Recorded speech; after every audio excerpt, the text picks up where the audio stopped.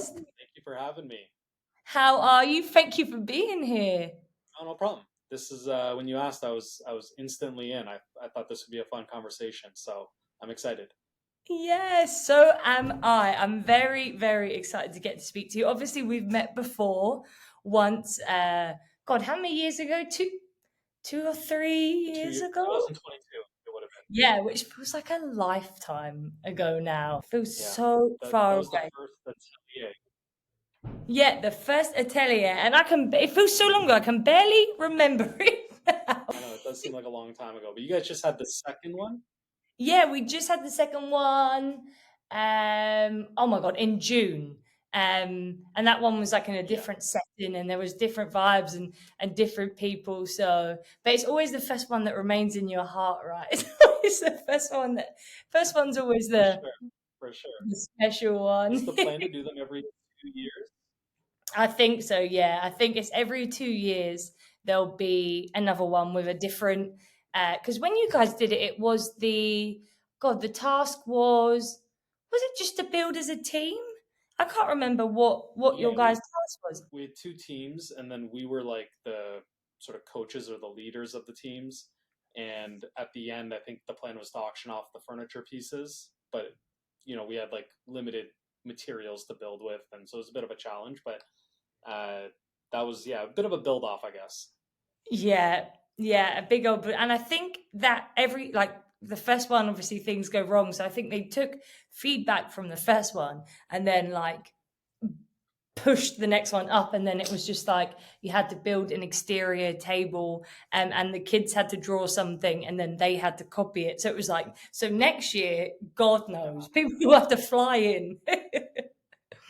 Yeah, I would like to come back. It was a lot of fun the first year that we did it. Yeah, well, I'm sure I you'd even be knew it was happy. happening this year, but I want to come back to the next one because that was a lot of fun.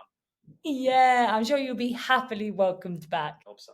I think so. So, Jeff, for those who don't know who you are, can you tell us a little bit about yourself, please? Yeah, so my name is Jeff Mack, and I started Jeff Mack Designs back in 2012. So we're coming up on our 12-year anniversary. Um, Started as custom metal work. So I was working just out of my condo doing AutoCAD design and designing metal pieces, and I would outsource the metal work and the powder coating, and then I would deliver the finished product as a JMD finished piece. And that led to doing metal table legs for wooden tables, which I would post the finished table to Instagram, and then customers would ask, "Hey, can you do the whole table for me?" So I would get the top made by somebody else, get the legs made, and deliver the finished table as a JMD piece, and that just kind of snowballed. So I had no wood experience at all when I started the business, and it started as strictly metal sort of design work. But I sort of fell into the woodworking side. So after a year of doing these sort of designed pieces that I would design in my condo and outsource all the materials, I ended up getting an order for 104 tables. So I needed to build 104 wooden tops. So it was 52 coffee tables, 52 end tables. So they weren't like huge tables, but I decided to, quote the job as if I was going to build it all myself, and I quoted in 6 months rent to the job so that I could have 3 months to build the project, like build the 104 tables, and then have 3 more months to find my next job. So that's sort of how the woodworking part of it started. It wasn't like I took woodworking in school or had any sort of like formal education on it. It sort of just all happened. So I got the deposit check for that 104 table job, and at that point I didn't have a shop, I didn't have a planer, I didn't have sanders, I nothing. I was working out of my 1 bedroom condo. Um, so in this 3 months I had to get that job done because the deadline was 3 months away to get the 104 tables done. I had to find a shop, order the equipment, uh, get the material in, and during those 3 months, I was also getting married and going on an 18-day honeymoon. So Of it was course. it was a bit of a time crunch. Always happens all at once. Yeah. So it was that's how I started. Like the first board I really passed through a planer was in my own shop. Uh, in hindsight, it was a huge risk, but I'm a big believer in like no risk, no reward. So I took a big risk, and there was a big reward that came with it of the business kind of growing. And so that's how I got into the woodworking side of it. And yeah, needless to say, got the job done and delivered it just on time. And yeah, it was stressful, but we got it done, and then it just kind of snowballed from there. Was the most stressful part the glue up? I've heard so many things. Was that the most stressful part? Gluing it up? Yeah. So the funny story is the all the material. Well, okay, let's go back a step. The tables were all for a music festival that was happening a couple hours north of where I live, and the music festival bought all this farmland where they were going to host this big music festival. It was called Way Home Festival, and they also do Boots and Hearts there, which is a big country Oh festival no. here. So they bought this land, and on the land there was a farm, and in one of the farm, like the barns, there was a bunch of wood. So they wanted us to use that wood in the build. So we went up there with a U-Haul truck and basically loaded up all this wood into the back of the U-Haul. So we were using all this kind of older wood that came from the site. And so when you ask about the glue up, it's, we were starting with kind of rough, not kiln dried wood. It was, some of the wood had like bug holes in it and bugs, and it was kind of a mess. But yeah, it was a lot of glue ups because it was all dimensional, 2 or 3 piece tops. And so I had to buy a lot of clamps. Oh my God. And do you find that you enjoy the designing or the making more, or you like the whole process of it? So maybe like, I don't know, 8 years ago or so. So a couple of years after I started the business, I realized I enjoy the business side of things better than the actual making side. And I was Yeah. more skilled at running the business than being hands-on in the shop. I still go out in the shop and I'll do a little bit here and there, but I'm not building pieces from beginning to end. Yeah.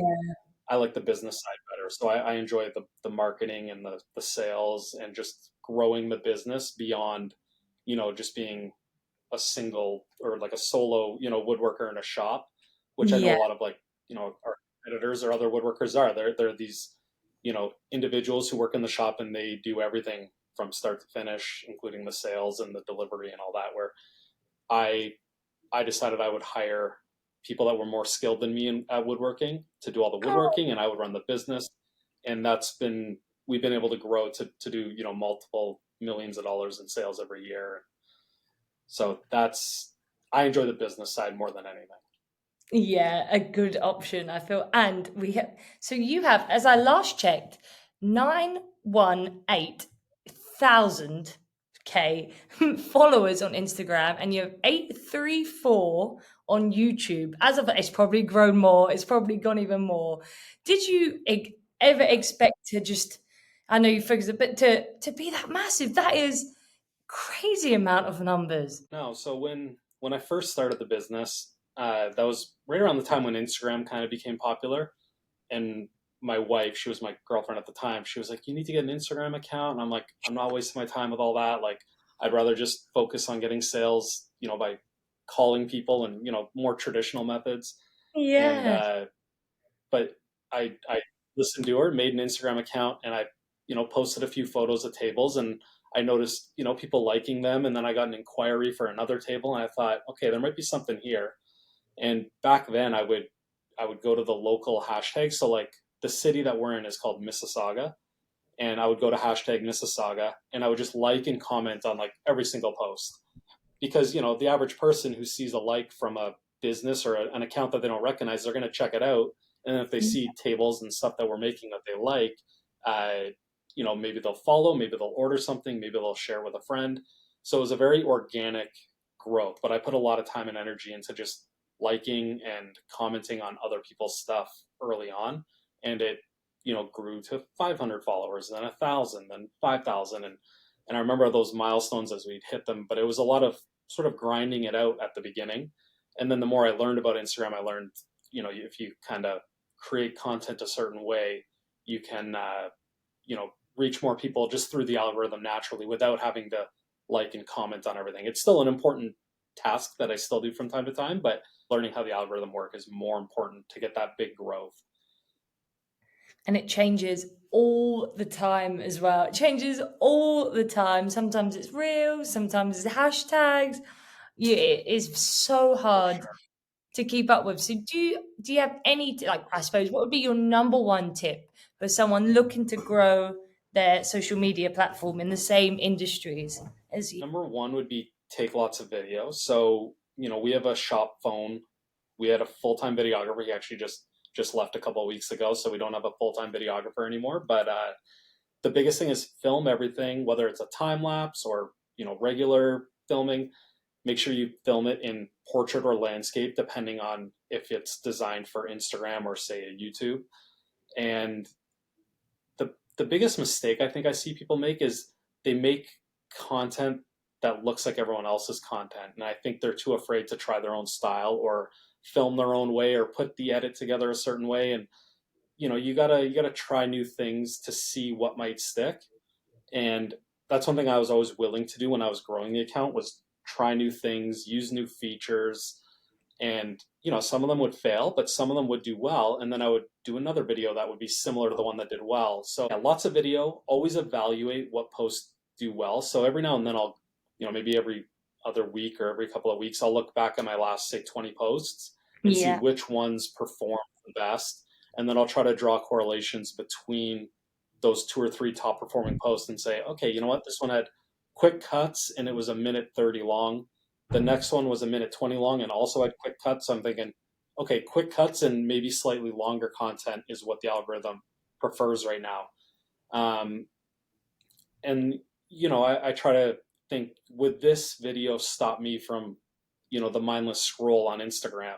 Or would I scroll past this video? And if the answer is I would scroll past it, then maybe it's not good enough content to make it on the page. And it's a lot of people, they make a post for the sake of making a post. And I've Yeah. been there before. You think, I've been posting a few days, I have to do something. But sometimes it's best to wait another couple of days until you have that sort of moment or that video or that piece of content that is actually worth sharing. Because a lot of people make sort of crappy content that is just not worth sharing, but they feel like they're stuck on the schedule. And I would Yeah. try not to stick too much to a schedule, and focus on making content that is valuable. And whether it's entertainment or educational or a bit of both, make sure that the piece kind of checks those boxes before just putting up some crappy video. Yeah, when it feels right, you'll know. That kind of vibe, like you'll know. And Yeah. when something goes viral, do you feel it? Do you think this is gonna get a lot of views?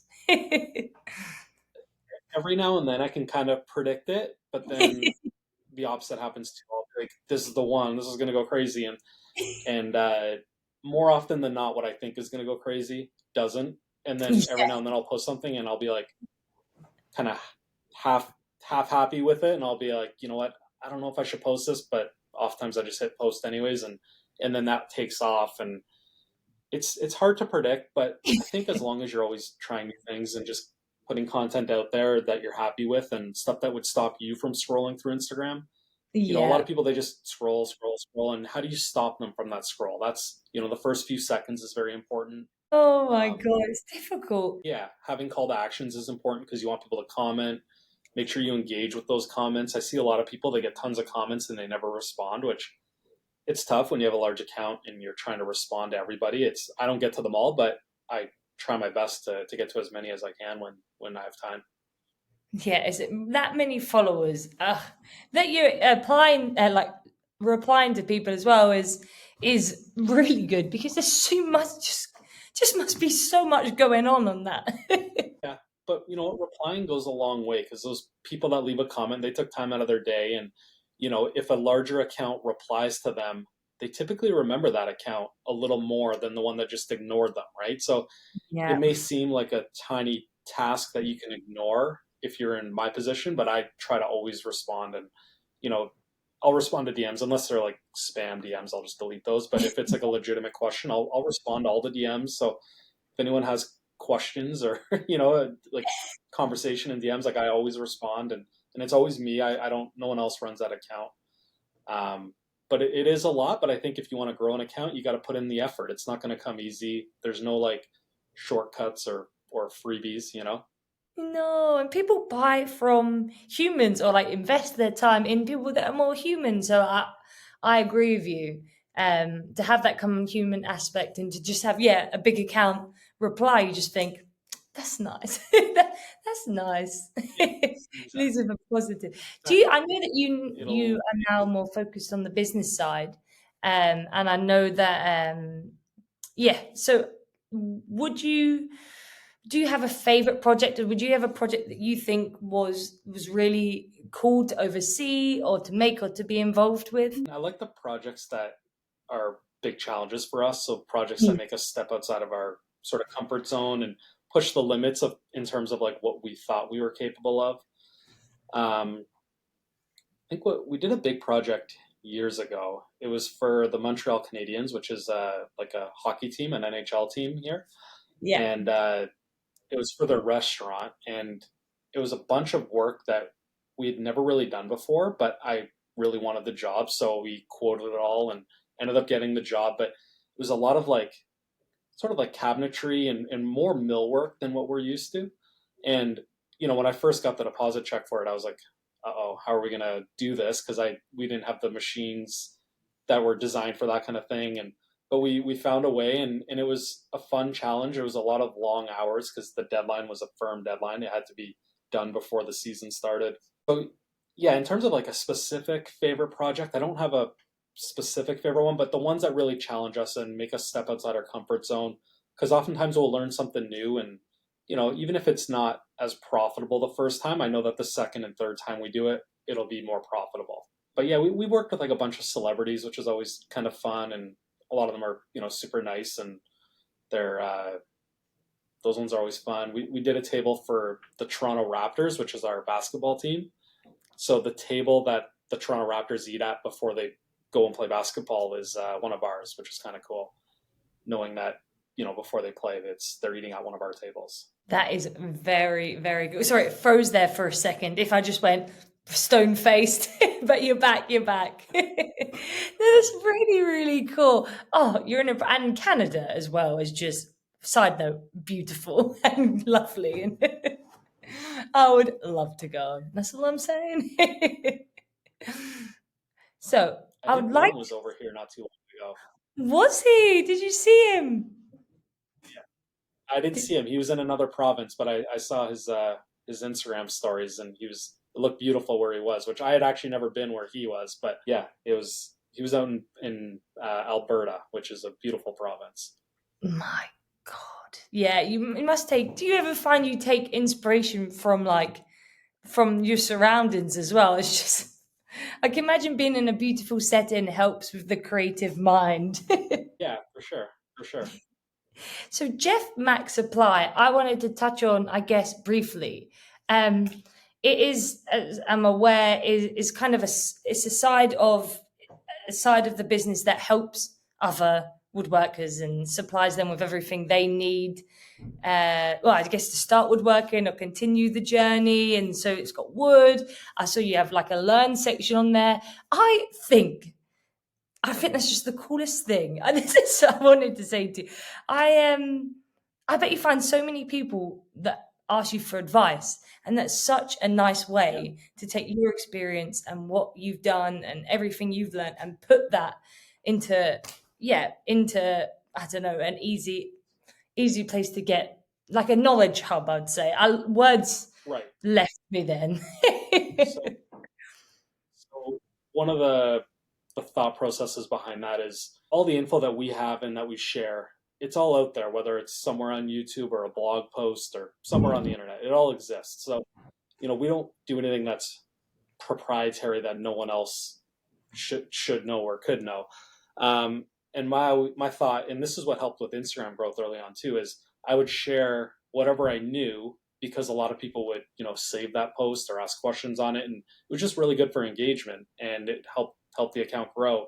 So my idea is instead of me hiding all that info and keeping it to myself and not sharing it, why not be the hub for sort of knowledge and education and the stuff that we do, so that if somebody has a question or wants to figure something out, they could start on our website or our YouTube page and most likely find the answer. And then from a business perspective, if we have the products that we're talking about and teaching about, it's a pretty natural progression for the customer who's wanting to learn about it to be like, oh, they have it here. I'm just going to buy it from them.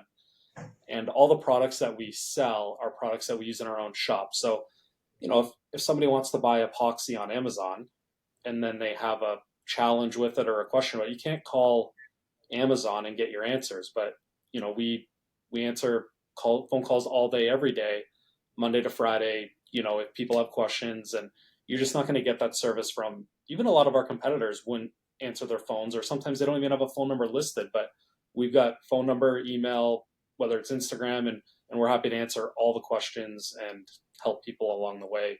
Even if they're not customers, we still help them out because I think it's sort of goodwill, and people will remember the name and hopefully come back. Yeah, it's that humanistic approach as well. And I think that carries on over to your YouTube channel as well, because you've got a lot of how-tos. I was watching one of your videos. I think you show a lot of things that go wrong as well, which I think is so important to show. I think you showed like Yeah. $1,000 mistake. That's right. Have I got currency right? My brain Yeah. went, Canadian dollar. Well, that's right. Yeah, like $1,000 mistake in like the epoxy fails, and I think that is so Mhm.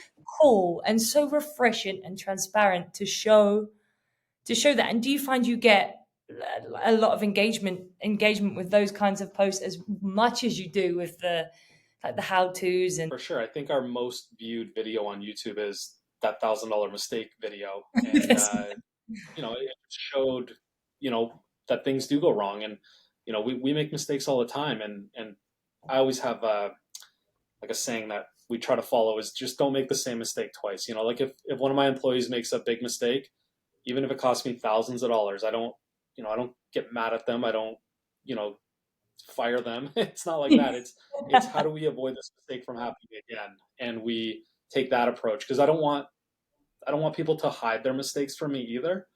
I used to work in a steel shop. That's how I learned the steel side of things, and they would make huge mistakes there, like $50,000 mistakes, $80,000 mistakes, and the owner never knew about it because they would hide it. And then the mistakes kept happening because instead of addressing the problem and fixing it, they just hid it, and then the mistake would happen again where they lost so much money from these mistakes, like hundreds of thousands of dollars every year. And I that always stays in the back of my mind where mistakes happen, we're all human. But what happened this time? Was it a lack of communication? Was it just oftentimes it's communication. There's miscommunication, so over communicating often solves all the mistakes and the costly sort of mess ups. So yeah, we try to enforce that here. I don't care if people make mistakes. Let's just how do we avoid it for the next time? that is such a good leadership point. I was going to ask you later on, but I was going to say, what would be your best tip yet to be a good leader and to run a business? I guess that's one point. Do you have another? I think when you have employees, it's really important to see what makes them all tick and what makes them all happy because you know employees were brand new to me. Like I was never the boss of anybody when I started the company, and so the first time I hired employees was the first time I was in charge of someone below me. I don't like saying that, but being in charge of someone and Yeah. guiding the way and whatnot. And so, some employees are motivated by more vacation time. Some employees are motivated by benefits. Some employees are motivated by flexible hours. Some employees are motivated by being able to use the shop when they're not working to build their own projects. And it's important to try to have like an individual approach to each of these employees to make sure that they're all happy because you can't just say I'll get benefits and that's going to make everyone happy because not everyone's going to value that the same. So I try to have an individual approach and try to keep employees happy on an individual level versus like having one blanket thing that keeps them all happy because it doesn't normally work that way. So um, in terms of like business advice from like a leadership role, I would say try to have individual sort of like relationships with each employee and individual sort of customized what's the right word benefits and so on for each of them to make sure that they're all getting exactly what they want and need and keep them happy. Amazing. And if, say, I don't see a world in which this will happen because I have no skills whatsoever in the woodworking. But if I had decided, Jeff, I was going to start a woodworking furniture business, where would I start? The first point, where do I begin? So this is something I think about all the time because a lot of my customers, it kind of relates to them. Let's Yeah. say let's say everything I was doing fell off tomorrow, and I'm stuck there with nothing. Like I don't have a job, I don't have the business anymore, and I got to start from scratch, and I want to do it in the woodworking world. What I would do is I would start with smaller projects that require smaller tools and less expensive tools, so that you're not spending $10,000 on day one because that's Yeah. not cost prohibitive. Um, but if you had like $500, which isn't too much, it's I would buy probably like a few charcuterie boards, just something simple. The like the ones we sell on our website, they're already plain, they're very DIY friendly. So I would start with a few products like that and a sander, and I would make charcuterie boards for realtors. So realtors, I don't know how they operate over there, but over here they often give a gift to whoever buys the home. So, if you made a serving board or a charcuterie board with the customers or the home buyer's last name on it, and make that product available for realtors so that they can gift it, it's super easy. The customer will never complain. So even if the quality's not the best, you know what I mean? Like the homeowner's not going to say, "Hey, I don't like this." They're always happy with it. So even if your skills aren't quite there, it's a good way to kind of build your skills. And there's realtors, like thousands of them. So you could call them up. Hey, this is what I do. This is the cost. This is how you order. And I think it would be an easy way to generate some early sales and start to build some of those basic skills of sanding, maybe routing an edge detail on, adding a handle if you wanted to. And if you've got a laser, you can engrave it or outsource that. And I think that would be like an easy starting point. And after you get the ball rolling with some of that, then you could start to offer, larger things like a coffee table or a bench or, a piece of wall art, something beyond a charcuterie board. That is, yeah. I imagine you probably get that question a lot because I think I saw you. There was a quote. Forgive me, I may be.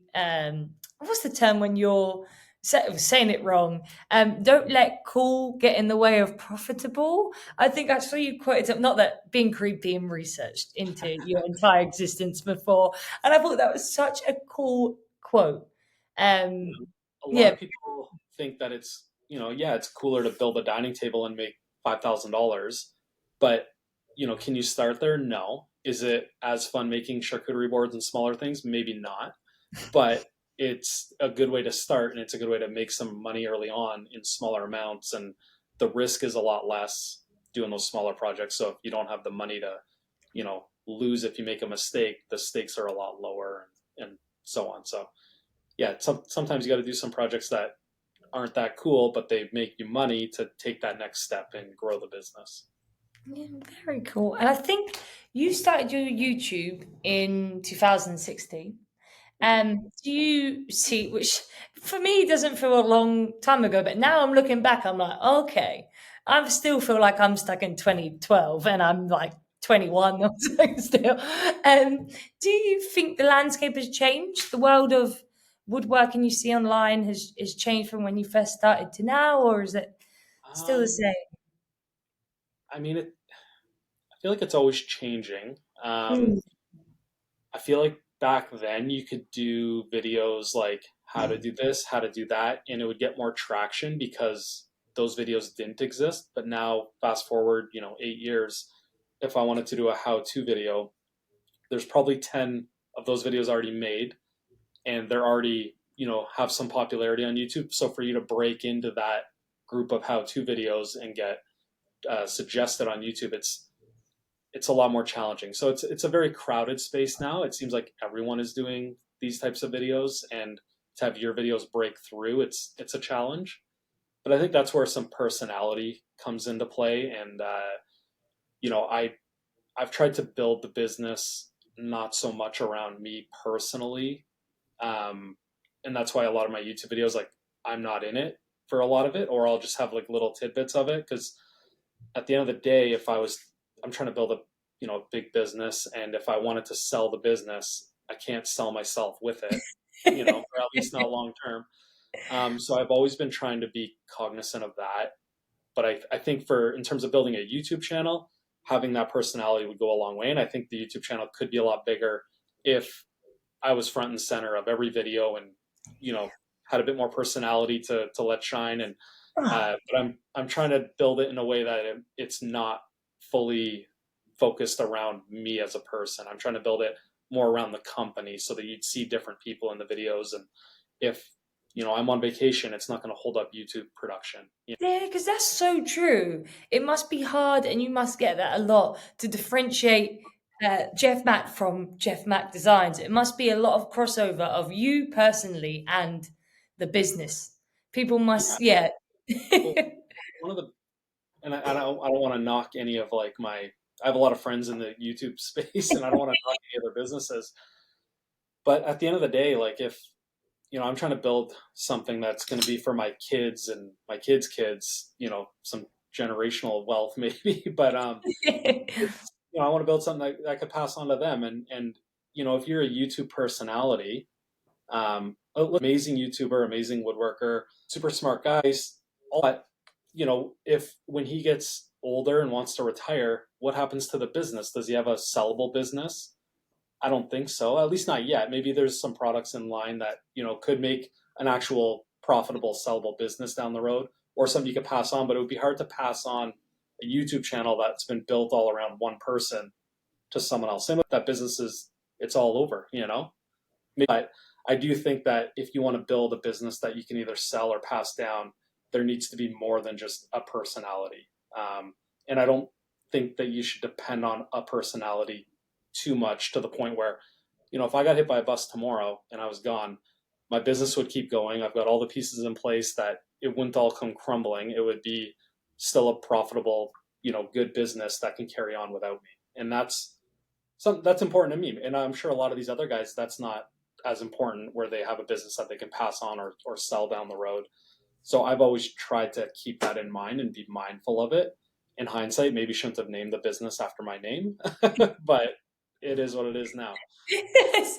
Could you have such, where do you think your business mind came from? Because you have such a business like forward way of thinking. Could you put it down to something or just the way you are? I don't know.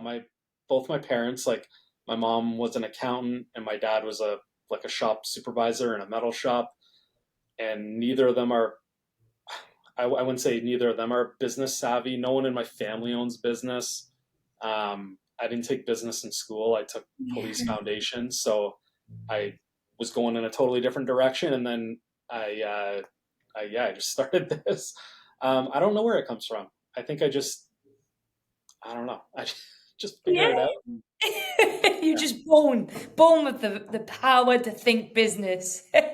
Yeah, I think one of the biggest things with business is you have to be willing to take risks, and a lot of people they're too afraid to take a risk because they think, "What if this happens? What if that happens?" Where I have the mindset of like, "What if it goes well?" Then you can go quite far if these things go well. And at the end of the day, a lot of the risk is money. That's the main thing you would lose, plus a bit of time. But you can always make more money. It's not the end of the world if you lose 1,000 or 5,000 or $20,000. So if you're willing to take a $20,000 risk, there be some reward. And if you're willing to work hard, I don't think those risks are as risky as they feel. Sometimes you gotta step outside of your comfort zone to make some moves and take some risks. It's very, very impressive. Maybe you've probably already answered this, so forgive me. I think you have, but you're very successful, obviously online, very successful offline, all lines. What do you owe your success to? Do you think? I think just hard work and willing to take risks. So before I had kids, I have three young kids now, so I work a lot less than I used to. But I used to work from 7 a.m. to 11 p.m. like 7 days a week, and I was all in. But at the time, I didn't have a job to fall back on. I had mortgage payments to make. I started the business about 6 months after I bought my first condo. So I had these mortgage payments, and there was no like failure was just not an option, you know. And I could have sold the condo and rented somewhere, but I just took the pressure and kind of ran with it. So yeah, willing to work hard and take some risks. I think that's the two biggest things. Anytime I see a business that's not growing, they could be working really hard, but if you don't take the risk, then you're not going to get the reward. So I think it's a combination of working hard and taking risks. And oftentimes I'll look back over the last 3 to 6 months and I'll ask myself, like, what risks did I take? And if there wasn't a lot of risks, then I know I need to take some more risks, assuming I want to keep growing, right? Where if I just want to idle and coast with what I have, then that's fine. But I want to grow and grow the company bigger and add more sort of arms to the business, like the beaver dust pigments that we do and Empire Goods, which has templates and molds. I want to add more sort of arms to the business so that we're a little more diversified. Just if one of those things kind of slow down, at least I have other areas to lean on to bring in money. And I feel like I'm inspired. I don't know. I need to do something. I feel inspired to take a risk, but I don't know what risk to take. I bet a lot of times people that are afraid to take risk, once they actually take the risk and they like look back on that chance that they took, it's way less scary than what they built it up in their head to be. It's more of a psychological thing. Like the reality of it, it's not that risky, even though it feels really risky and scary. And a lot of people they're afraid of failure. If their friends and family see that they failed at something, they feel like they're a loser or something. But I have more respect for them because they took a chance. Even if they fail 10 times in a row, they're trying. They're not just sitting on the couch watching TV, and the hardest step is that first step. You just got to try something and adapt from there. And then if that doesn't work, try something else. And you just got to take that first step. God, I love that. Will be the old Instagram snippet there when we post it. That quote from you, that is beautiful. That was seriously beautiful. And I suppose if you weren't doing what you do now in an alternate universe where wood or metal doesn't exist, what do you think you would be doing? Good question. When I was in college, I took police foundation, so I was trying to become a police officer, but I don't have any regrets of not becoming a police officer, so that wouldn't be on the list. I don't know. I don't really think about it too often. That's a good thing. I love golf, so maybe something golf related. I think I would be really passionate about anything in the golf world. I think that would be fun. Whether it's, I don't know what jobs at a golf course I would want, but Yeah. or maybe running a golf course. I think that would be a lot of fun. I always think of that as like maybe a future project down the road. If I retire from this and I want to do something in the golf world, it would be fun to run a golf course. But outside of that, or maybe like custom home builder. I like that Yeah. idea of like managing all the trades and I like the creative side of that. And then there would be wood and metal involved as well. So probably one of those options. Oh, that's yeah. I feel like anything in business, you will thrive. You have such a determined mind and such a passion for what you do that I think it's just you'd all. I feel like you'll be successful in whatever you do. So when you retire, if you retire, I would look forward to see what venture you took on next. And golf, I bet there's some beautiful golf courses in Canada. Yeah, there's tons of golf courses here. It's really really big here, but I just don't get out enough between work and family life. It's No. I go like once or twice a year, and although I'm going on Saturday again, so I'm excited for that. Oh, so we caught you at a good time. We caught you before the golfing weekend. Yeah. Have you been anywhere around the world to play golf?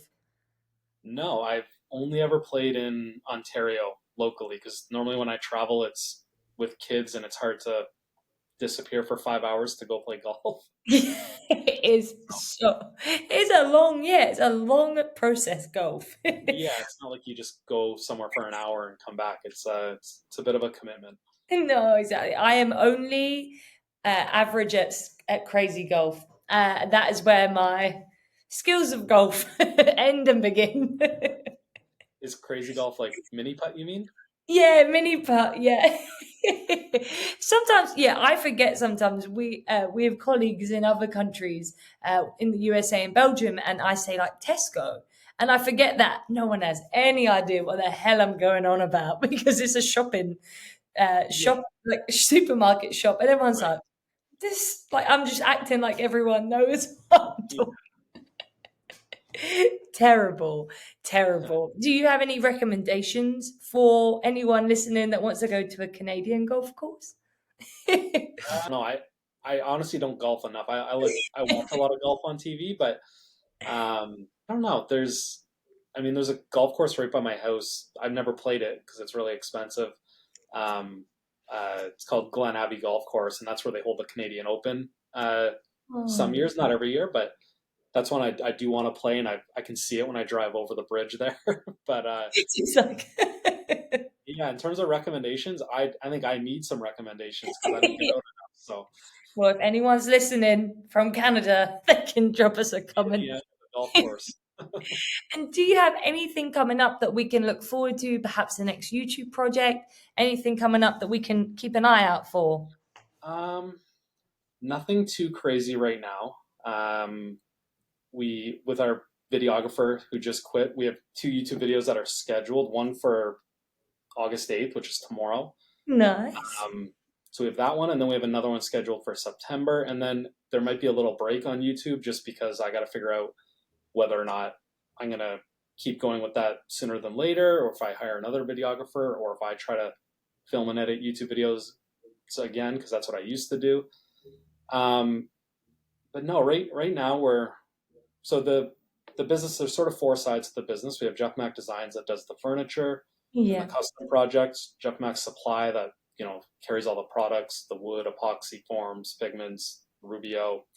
Um, so that's just kind of cruising along. We're always trying to build on our sales there.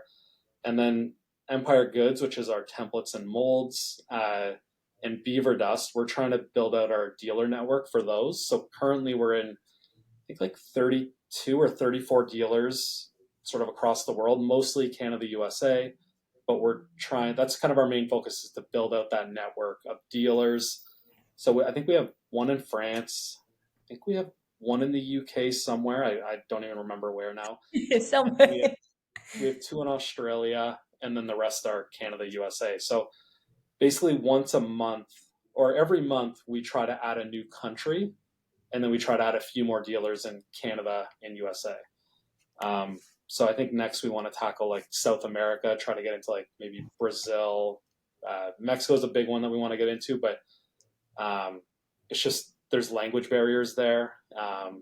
Not so much time difference for this one, but the language barrier is the biggest one, and trying to find like a reputable company that we want to work with, because we don't want dealers everywhere and anywhere. We want to be selective and support our dealers that way. Kind of like the way Rubio is. You guys don't have, you won't just sign up anybody as a dealer. It needs to be a credible company, and they have to have the means of providing customer support and do all the things. You're not going to sell Rubio at a wholesale level to someone in the garage. And we're kind of the No. same way. We want to avoid that, and really line up like proper partners that will do the brand good instead of bad. So in terms of exciting things coming up, basically just expand our wholesale offerings on that, and then possibly try to add a few more different types of products that kind of complement woodworking and epoxy, so that we can expand on sort of the lines of companies that we have to diversify a bit.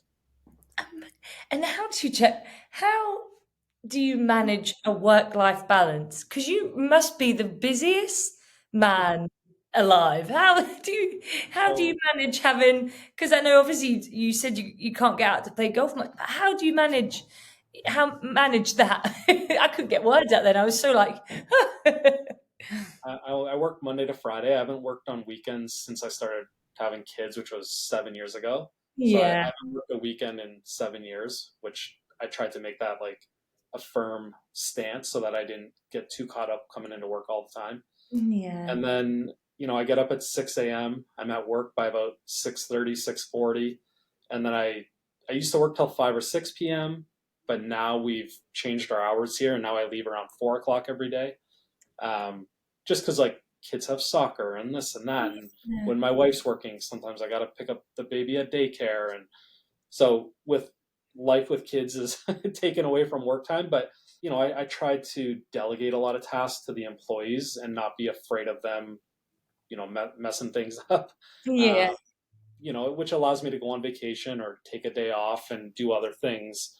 And it empowers the employees to feel like they're an important part of the team instead of me doing all the important things and leaving them with all the sort of tedious little tasks. I try to make sure everyone feels like they're an important piece of the puzzle. Yeah. Um, but yeah, in terms of managing work-life balance, I don't work on weekends and I'll stay late when I need to, but if it means getting a customer's job done or not, or there's some things that you just can't ignore and I got to stay late for. But most of the time I try to leave at a decent time, and it's I couldn't work those like 16-hour days forever. It would have been too much. So that's kind of how I balance it. And at the end of the day, I try to have the mindset of like sometimes some things won't get done, and it might be I'll never make like we'll never let a table be late or a customer's order go out late. But if there's an email from the day before, it might get answered the next day, and it is what it is. It's not the end of the world. Um, but I'll also like if I realize there's emails lingering in my email, and I know that I'm just procrastinating it, I'll delegate those emails to somebody else because they'll do it quicker and that'll be better for business. So anytime I realize I don't like doing something and I'm not being efficient at it, I'll delegate it to someone else who kind of wants to take it on and add it to like their scope of work. And that's sort of how I manage work life balance and making sure everything gets done in a timely manner while also having time for myself and family. Amazing. Well, thank you for taking an hour out of your day to speak to me. I could speak to you all day. I could speak to you all day. And where I imagine most people follow you online that listen, but where can we find you if we want to follow you online, our Uh, listeners? so we're probably most active on Instagram, the at Jeff Mack Designs, or at Jeff Mack Supply if you're into woodworking and doing your own projects. The Jeff Mack Designs page is more like finished tables and showing the process of building the tables. Um, and then we have Empire Goods Co., which is our Instagram account for the molds and templates. And then we have Beaver Dust Pigments on Instagram, which is our pigment line, obviously. And then yeah, YouTube will be a little bit less active on there, but I mean, if you want to follow, we're gonna try to get back into it sooner than later. But there is a couple of good videos coming up. Well, on the August 8th, and one in September. Um, yeah, we also we're on Facebook as well, so there's some longer content on Facebook of these video builds and table builds. A little less say educational and more just like satisfying, easy to watch videos. And then I mean we're on TikTok, but we haven't been active on there in years, so don't bother with that. But yeah, that's basically where you can find us. Amazing, Jeff. Thank you. Yeah, honestly, I could just keep talking to you, and I'm aware of time, and I'm like, right, Olivia, be quiet. I am. No, I Did you really have any, appreciate you taking the did you time. have any other questions? I got time if you have other questions, or did That's you? all my. I could just chat to you about everything. That's all my questions, but I added extra questions along the way. I just kept going. You said something, I was like, right, I need to ask about that. I need to ask about that. I need to ask about that. I really appreciate your time. And I think what you're doing is incredible. And I think to have such a business mindset like that is, yeah, you're only gonna go whoop right to the top. That's the plan. I want to build something big and something that I either pass on to my kids or one day sell it if the kids don't want something to do with it. And but I want to build something that's going to last 10, 20, 50, 100 years. We'll see where it goes, but I want to build beyond just my generation. Yeah, and I'm excited. We'll be along for the journey, hopefully. So we'll see it as we as we watch. Jeff, thank you so much for your time. I'll stop it now, but I won't leave. Thank you for having me. I appreciate it. And if maybe if people have questions on Instagram, and we could do another one down the road and answer a bunch of those questions or something like that if that works for you. Happily, happily. Yeah. Any questions? Let us know and we can do another one. I'll happily do it. Okay.